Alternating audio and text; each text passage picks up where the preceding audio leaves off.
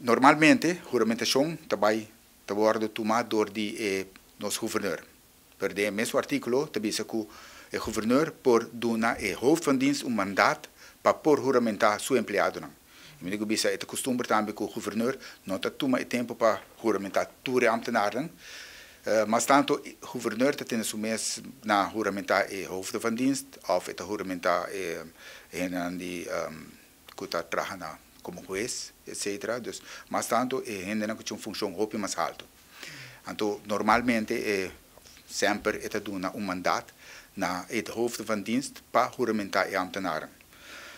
De caso aqui não, o governeur agora que ele assinalou, como pedi ele bisame que o mandato que tem de passado 2017 ainda está válido e ele por juramentar o ambtenaren de douane.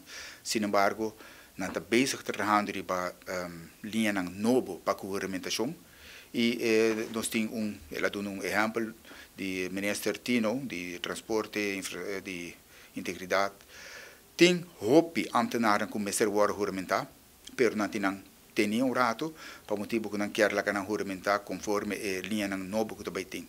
Então, por lo tanto, ela pede para ter isso de douane também rato, ter hora que toda a linha novo está clara e assim que está claro, lo me há informação que é juramentação para o baidor.